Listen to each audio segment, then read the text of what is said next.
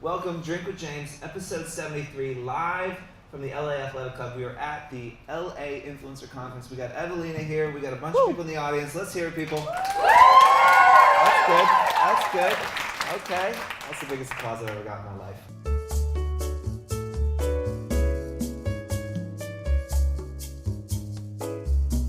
Evelina is incredible. If you don't follow her, you're a fucking idiot. You should do that now. But let's start off as we start many of these things with your journey from being a young girl growing up in Russia to sitting on the stage. Not you don't have to do the whole thing, but like how did you start out? So I was born in Russia, but I grew up in Moldova, which is a small country in Eastern Europe. It's between Ukraine and Romania because nobody knows, which is Who's fine. even heard of it? Raise No. your hand. Oh, okay. Thank you. So I grew up there, and then I moved to the States after high school to go for college. I got accepted in university, and I was doing political science, and then I transferred to architecture.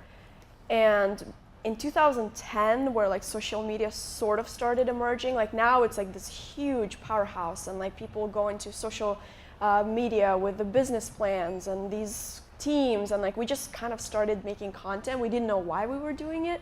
So back in 2010, I was in college. I was bored. I had just moved to South Carolina, and I'm European, and for me it was such a big culture shock, tough. and I didn't That's have That's a tough and transition. I just needed an outlet to kind of express myself and do something. So I started a YouTube channel, and I found YouTube, and I was like, why are people making videos?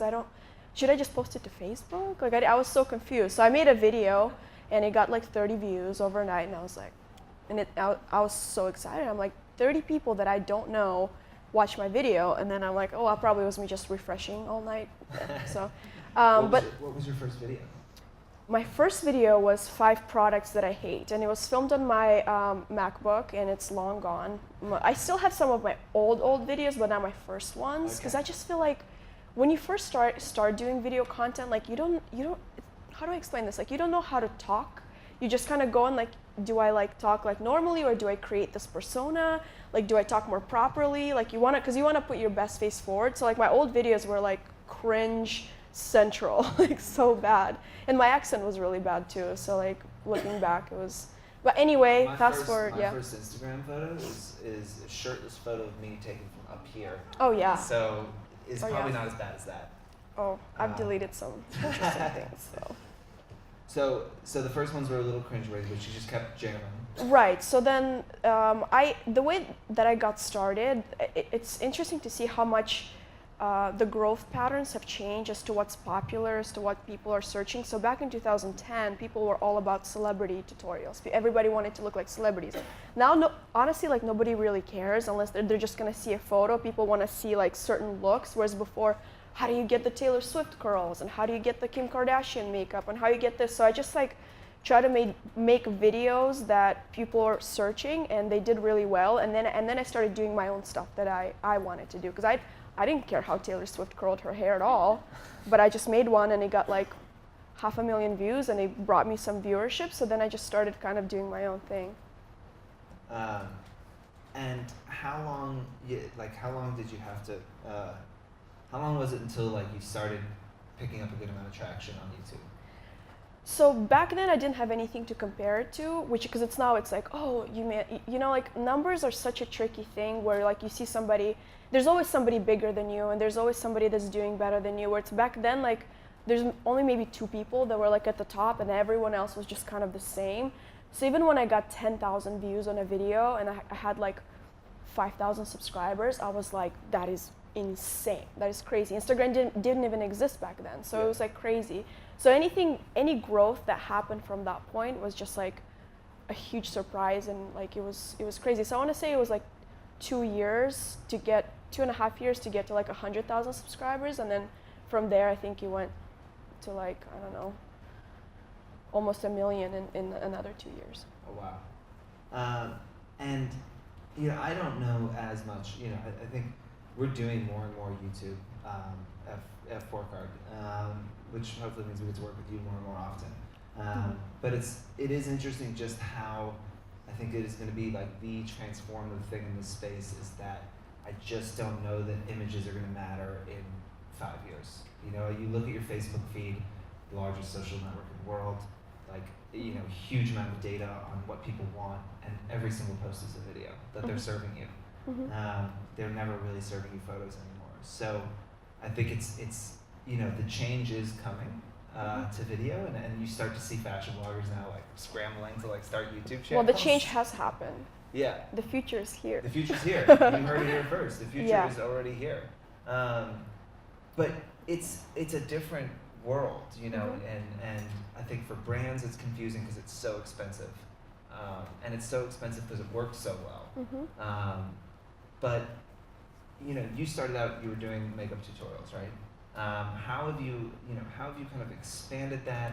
And how has YouTube just, again, 'cause I don't understand it as much, how has it changed in the last few years other than getting more competitive?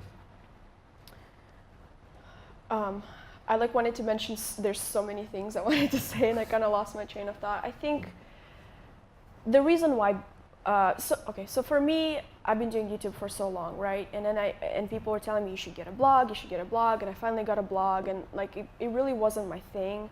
And I'm still kind of not sure what I'm gonna do about my blog, but like YouTube is really like where my main content is at. And I've had this fight with brands for I don't know how many years now, and mainly like high fashion brands. Mainly in the fashion industry, people want to work with somebody they consider more of a chic platform. So I guess up until, I want to say last year, YouTube wasn't considered a chic platform. However, companies like makeup brands that have huge budgets, they have way bigger budgets than your Balmain and H&M and anybody that's like doing campaign with bloggers. Like makeup brands have been on the train. They make so much money and they also put a lot of money on it. So where I kind of steered off in a different direction, I started with makeup and then I decided I wanted to be different. So I wanted to do fashion on YouTube. So I completely stopped doing any like beauty stuff on YouTube and I only did fashion. Later to realize that YouTube isn't really like the best fashion platform. I think it's moving in that direction. I think we can see more of the Macy's and the Kohl's and the Forever 21s kind of jumping on working with YouTubers, as opposed to most people really, they just want like a beautiful editorial image and they want to work with a blogger. I think why YouTube is such a powerful tool is because, first of all, there's a link that you can click and you're also talking to a person. You know, they directly fall in love with your personality. It almost becomes, to a lot of people, it doesn't matter what they're talking about, whether they're showing you what to wear, or what they ate in the morning, or what they did. They just kind of want to see what you're up to, and they want to be entertained for that 10, 15, 20 minutes, however that long YouTube video is. And the reason it's so engaging, and also they open the description bar and they can click everything. So you can post an Instagram image and it's great, but most people aren't realistically going to go to click a link in the bio or going to copy paste a link that's unclickable, whereas on YouTube is a very powerful tool, and it's like a real life infomercial. Imagine like if they had infomercials on TV and you could click the screen on TV to go exactly where they're telling you to go. Yeah, I mean, it's massively powerful, and you know, even as I see like fashion bloggers starting it, they're like, I'm getting 10x the click-throughs on my YouTubes than I do on, you know, my Insta stories. It's just insane how much power there is there. But I think it's so much more intimidating because like essentially everyone in the world who owns an iPhone has taken a photo with their iPhone, right? Right. But so few people have held their phone in front of their face and talked to it for 10 or 15 minutes, you know, that it is fairly intimidating. So, you know, how, you know, if you're someone who's just getting into it, how do you do it? It doesn't seem like, you know, it seems so much more difficult to get into. Well, I know there's a lot of people in this room that are just getting started, and the best advice I can give you is do it, and do it now. Do it as soon as you can, because video is everything. I love blogs, but I mainly watch videos, and also all of these platforms are severely pushing videos. Like Instagram, we just had a meeting with them, and I've kind of noticed like a bit of a stunt in growth in my account. So we met up with them and like, hey, what's happening? What's the reason? And there's been so many changes in the algorithm. And they were saying like we're favoring accounts that are using all of our products, which is some of their newer products is the Instagram Live, Instagram Video, because there's so many millions of photos pushed through every day. The algorithm is not really pushing those. If how many weird like slime videos do you see in your recommended? Like it's always these little short content videos. Awesome. And they said that no, I know, and they said nobody's really doing video well on Instagram, and like highly recommended that I start like a little series that is only exclusive to Instagram. So that way they kind of, they will push your account. So video is everything. And now I know that it's a very intimidating thing to do to some people because not everybody's just like so outspoken and can, you know, talk for 20 minutes about something. But I think that there's an audience for everyone. So everyone might not like me because I don't know, I have an accent and maybe I'm just not, I don't know. Everybody has their own little niche of what they find interesting. So I think just turn on a camera, you have a story, you have something about you that's different. If you are brave enough to post a photo, you should be able to. And also remember that you can edit anything out. You're not actually speaking in front of thousands of people. You're speaking alone in a room. So anything you say can be edited out. So like that's why I feel like it's so intimidating to people to do a video. And I always tell them that. Yeah. And how do you think about video on Instagram? Because it's 90 seconds or 60? I think it's 60. It's 60. Right. So YouTube video. If your normal YouTube video is 10 or 15 minutes long, yeah. What kind of content are you posting on Instagram video? So I'm not.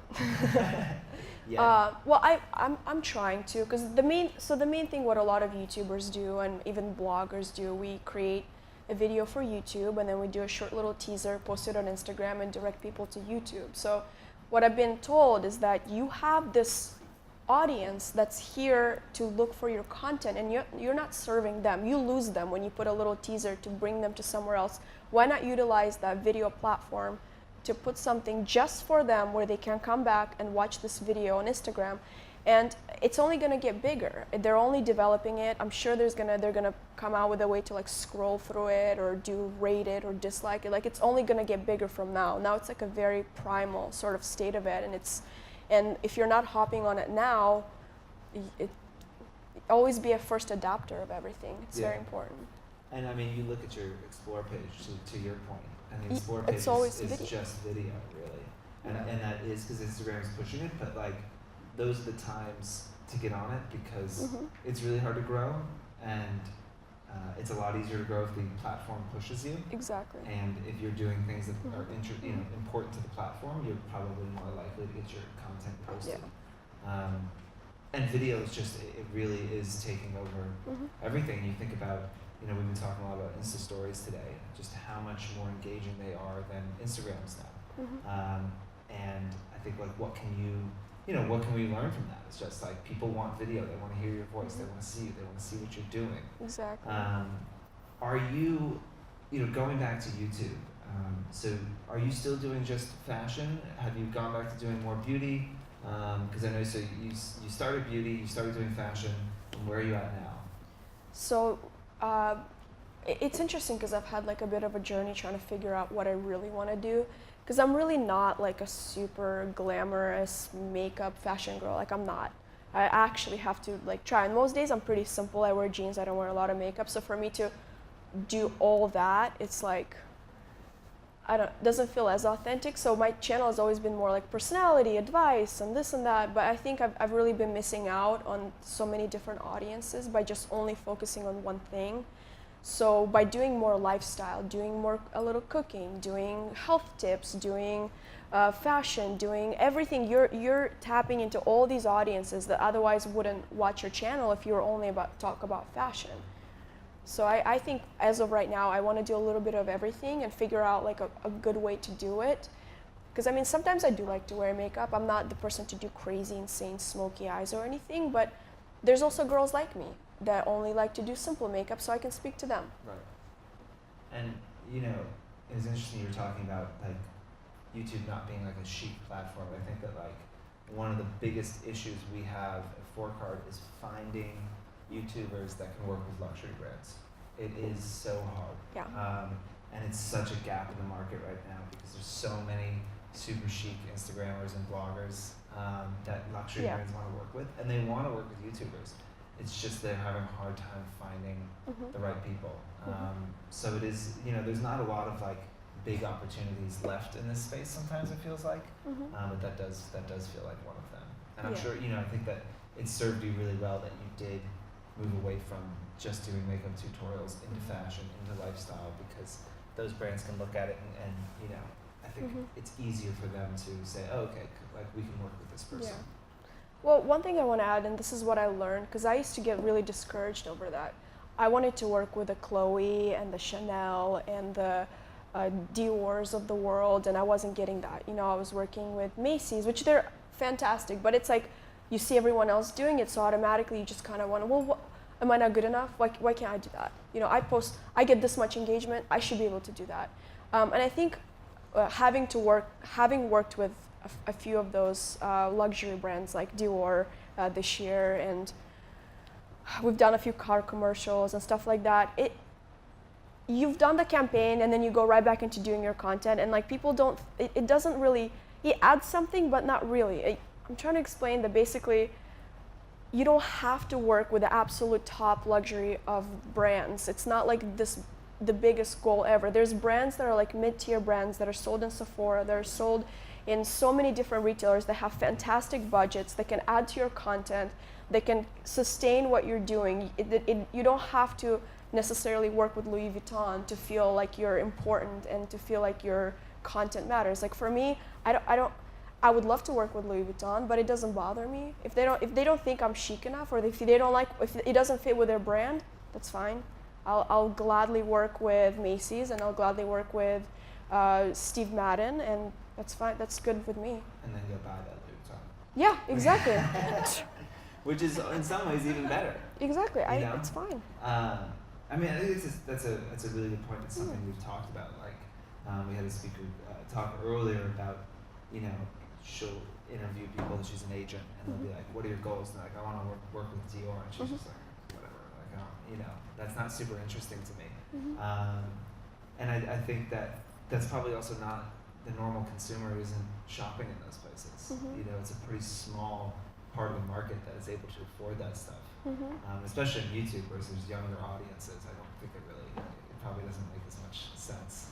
Right. Well, also, it's an interesting point you bring out there that not everybody can afford it. And the way that I've seen the blogosphere kind of grow and evolve, it's kind of, you see some of the pioneer girls like Sincerely Jules and Ami, Song of Style, like they started doing these really cool outfits, wearing Zara and like styling and doing, and as more they grew, the more high-end everything got, and they're still constantly growing, and people look at it as this like very inspirational, aspirational thing that they just want to look at, or maybe one day afford a few things. But there's still the majority of people want to see something a little bit more simple, a little bit more down to earth. It makes sense. I'm not knocking down on anything. I just think that you don't have to be like everyone else where you're only wearing Dior and Chanel and Louis Vuitton and you're flying all over the world. You can still create really cool content and appeal to the masses that just don't do that. Yeah. So I think there's something for everyone. I remember having this conversation with Claire from Hey Claire. It was like, did you struggle as you made more money personally, and maybe you started buying Tom Ford makeup, but like, are you using that in your video? And she was like, no, because my customer isn't buying that.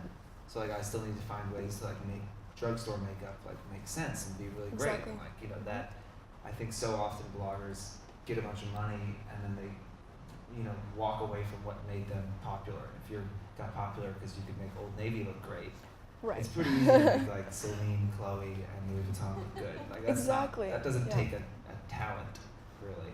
And I think people forget what like value they're providing, which is a lot of like what we've been talking about today, which is just like what value are you providing to your followers? And so I'll throw that question back to you. Like, what do you think? Why do you think people are following you?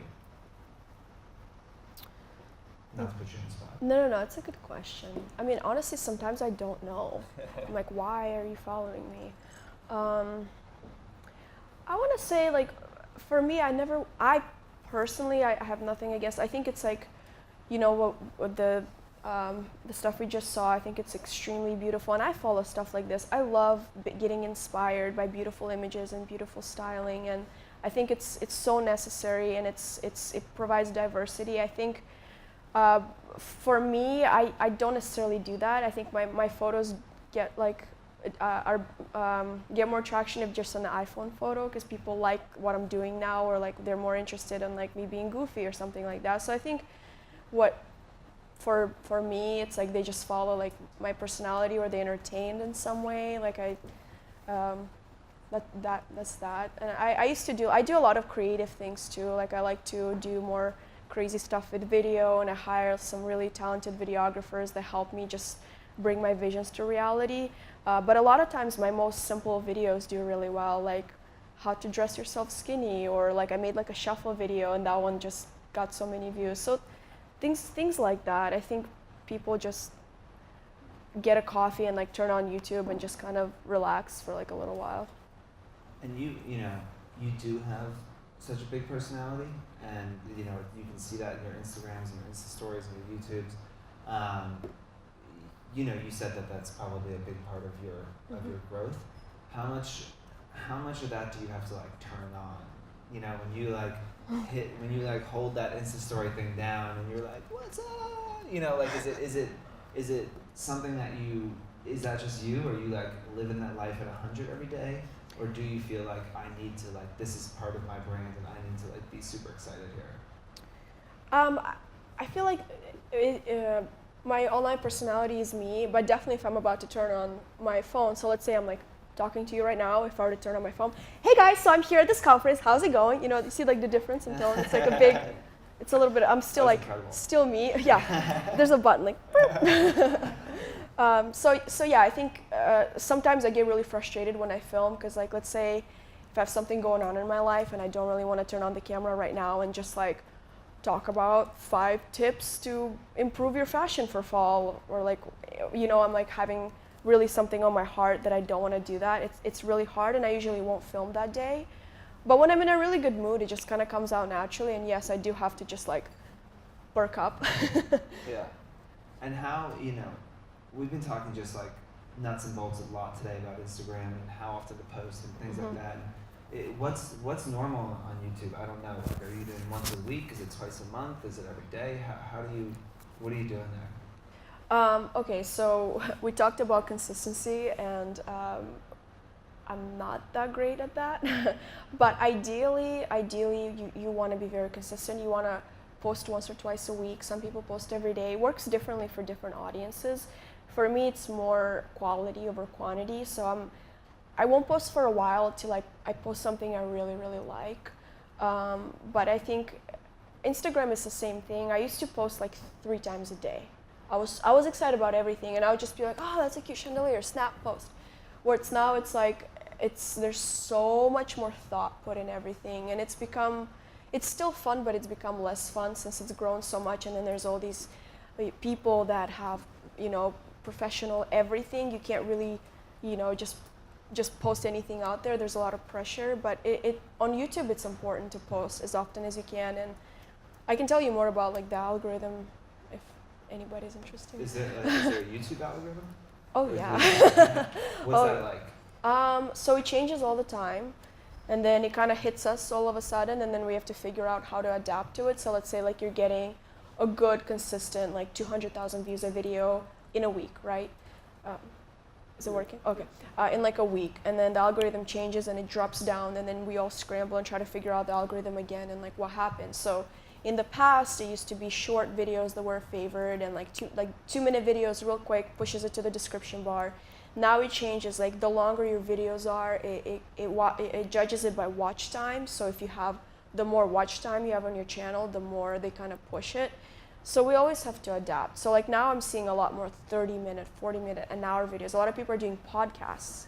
Podcast is like a huge thing on YouTube right now. So like they just sit down with like a mic'd up thing and just talk for a while, and YouTube promotes that. So it's always changing, and you always have to adapt to it. And have you, you know, in general, are you still getting, you know, obviously you said that Instagram growth is slowed down, which is something literally everyone today has said.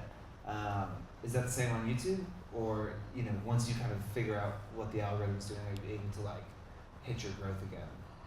Yeah, as long as you post consistently. If I don't post for a while, then I notice like a drop down, and then when I start posting again, like back to back to back, and like a few videos do really well, then it goes back up. So you have to post. If you don't post, it's like it drops down like immediately. YouTube won't push it to subscription boxes, and that's another thing. Like you can have 5 million subscribers. It doesn't mean that it's going to go to 5 million subscription boxes. If you don't upload, it just kind of goes to like recommended, and it like hides your videos. So it's very, very important to upload as much as possible and stay consistent. And even though I'm not that good at following that, I'll tell you so you don't fall off. So what is the, we've heard today from, we had Erica, who's obviously very like professional photos, everything like that. Michelle was talking about how she just does iPhone photos. You were saying how iPhone photos do better on your Instagram. I do a little bit of both. Yeah, but on your YouTube, what's the setup there? Like if you were wanting to start doing videos, does the camera matter? Does like having a good setup matter there? Yeah, absolutely. I mean, I think when we first started, like DSLR was like even such a luxury. It wasn't even like a thing. We were just shooting either on digital cameras on our iMacs, but as everybody's kind of grown, it's important to up your production value. Now, you don't have to have a team and all this crazy stuff. I shoot most of my videos, I shoot by myself. I have a Canon 5D Mark III, which is great, and then I use the 1.2 millimeter lens, and then I have a 85 millimeter lens, which is like a lot, it's really beautiful for portraits. A great camera if you're just getting started on YouTube is the Canon 70D, because it has a really great autofocus. So you can literally set up your light, put your camera, and it'll just autofocus. The only thing I recommend is getting some kind of mic to it, because the autofocus will just keep doing like it's like a little calibrating sound. And it's so annoying, and people hate that. Canon 70D, and then for lighting, just get like a $200 Diva light from Amazon. It's like a ring light, and it's perfect, and or stay in front of a window. That's it. It's like the most basic setup. You don't really need to. But sometimes I have like a videographer come in, set up huge studio lights and like a red camera, and like we do stuff like that. But that's not, people don't care. Yeah. So it's similar to Instagram in that like people Exactly. are looking for authenticity. If they're gonna watch a phone Instagram story, they're gonna watch a simple video, as long as you just make sure like your video isn't tucked and you're not like muffled or low. They won't forgive that. So good audio. And what are some of the growth tactics? Like what works? Obviously, creating good content, being consistent, all that. But like, what are some other things that you can do that work to grow your YouTube following? Well, I think everything has changed except what I think has stayed consistent to when I got started. Look up what's getting views. What are people searching right now? And not necessarily like, oh, do people like post about Christmas, or do people post? So right now, like the way the YouTube is working, like everything is very sensational. Clickbait. Don't do clickbait. I don't do clickbait, but I should probably start. So even when people do a makeup review, it's like everything is like, wow, you won't believe this. Like everything has just become like very sensational. So in a way, you should still be unique. Obviously, I'm not saying you should do everything that everyone else is doing, but in order to get a new audience, just study what's out there that's like getting a lot of traction, that's being recommended to you. Look at the top channels. What are they uploading? Makeup reviews are huge right now, but what are the people that are successful doing it? What is it that's unique about them, and why is it so popular? So just study those trends and like try a few things, put up a few trendy things and see how it goes.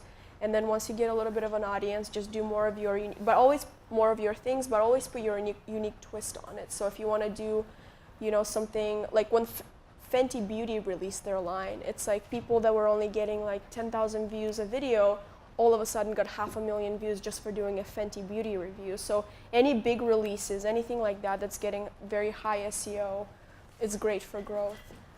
Yeah, YouTube's, it's interesting because so much of it is search-based, probably. right? Like people It's recommended based too. Yeah. So you can go on your YouTube and they'll recommend you channels that you've never heard of, content that you've never searched, and you're just like, oh, like a baby giraffe giving birth. Let me click. Or like, right. Well, not a baby giraffe. A giraffe giving a baby. Yeah, it's like starting to You know what I mean? No, well, you know what I mean. It's like Yeah. I'll be watching, and then they always recommend me these like new girls, and it's based on like the engagement that video got. So, you know, if it get people are liking it, they're seeing it has a lot of thumbs up and it has a lot of comments, people start pushing it to recommend it. So that's I always like I never understood like how bloggers are able to grow so quickly without being on YouTube, because you can grow so quickly being on YouTube just by the recommended video thing. You have like such a platform where like you can just be discovered. So YouTube is great for that. Yeah, well, I mean, I think all of you should start one. I mean, it really does seem like it's, you know, video certainly is going to be the future.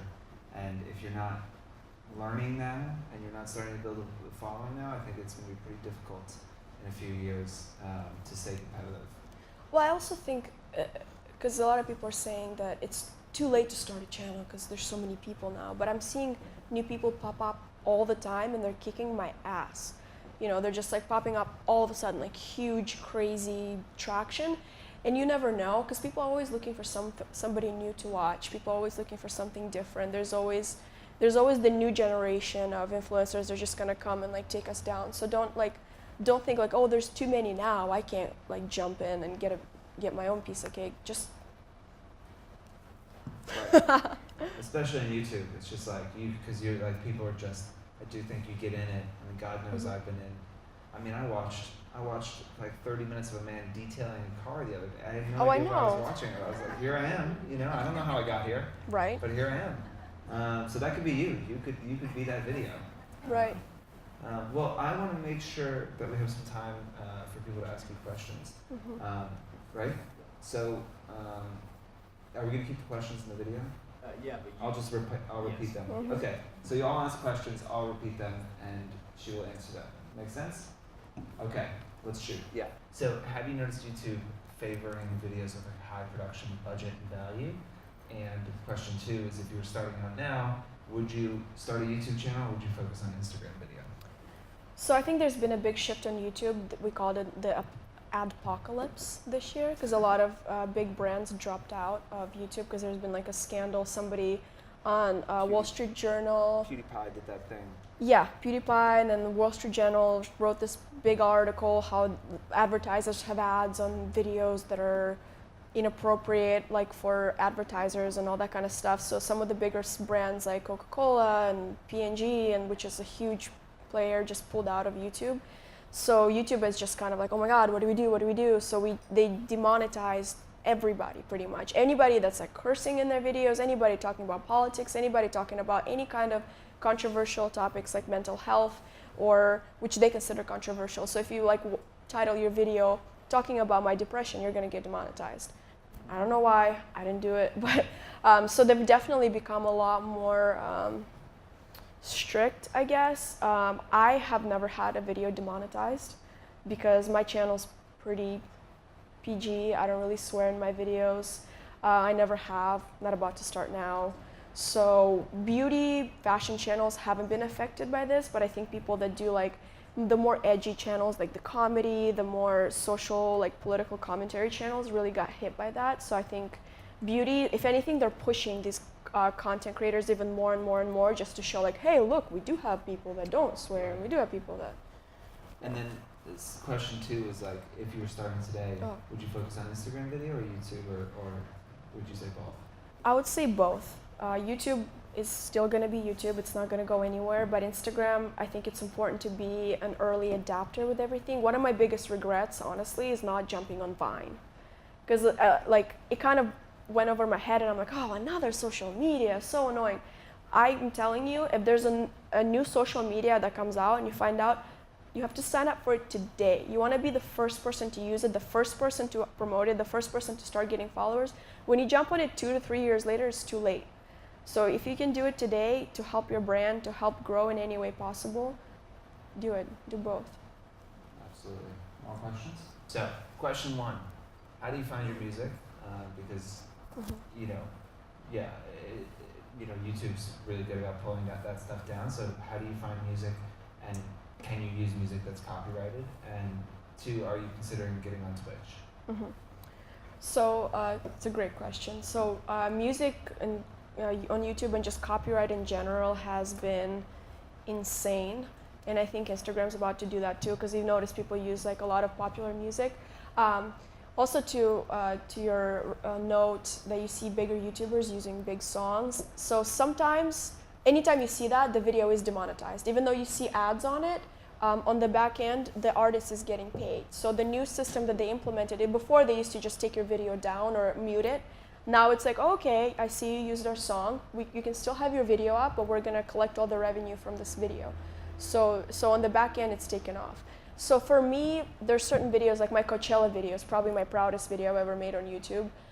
I honestly didn't care if I got demonetized or not. I just wanted to like pick a song that was amazing and worked flawlessly with the edit. So sometimes I don't care. And certain videos don't really make that much money, but you want to have your account in good standing. So what I do, I go on SoundCloud, check my SoundCloud. I have so much stuff there. So I just go to more like obscure small artists that aren't signed with a big label, just talk to them, and then they just say they're so happy to send you music, and there's so many like that. And then if you go on like some daily vloggers, like there's so many, and kind of note like the music that they're using, it's always going to be linked in their description. So just click the links and go to their SoundClouds and just pull some songs from whatever. So also I get a lot of artists email me. Another good one, if you write up Monster Cat, so they're a label, and they basically gave me permission to use their entire library, and they have over like 80 artists. So any of that, you can reach out to them and use it as well. So what has been the biggest change since you were at 50 or 100K to where you are now? There's so many, but I guess since we're at a brand conference, I would say what's the biggest difference with working with brands. Before it used to be like, okay, so here's our product, if you could just include it, and this is the budget, and that's it. You include it, they send you a check, you're good. Then it went from that to like, hey, so this is our product, and then here's a few talking points, or like something that we would prefer that you mention, and here's that. Then from that, you went to here's talking points. We need to see the video first. Then you go to a back and forth with the edits. Then sometimes they don't like it. You have to reshoot the whole thing, and it has to be like some brands have requirements. It has to be within the first minute or last minute, and then they also want to know what the thumbnail looks like and the description. So basically, what I'm saying, it used to be a lot more simple, a lot more lenient when they're just like, yeah, just do your thing. You know what you're doing, and now it's like, here's this and this and this and this. And I can see why it happened that way, but it's just interesting to see how much that has shifted. Because before, they just tell you they want to work with you, and you have absolute full control of whatever you want to do. On our end, like we talked so much more in depth with the brands ahead of time to understand exactly what they want and what they don't want, because reshooting YouTube videos is A, huge pain in the ass, and B, can be expensive for everyone involved. So we really try and like make sure we understand that, because we were hitting that more and more. Brands being like, no, need to reshoot it. Like, don't, it's not gonna work. Which is really just bad for everyone. Well, thank you. Let's give her a round of applause. That was amazing. Thank you so much.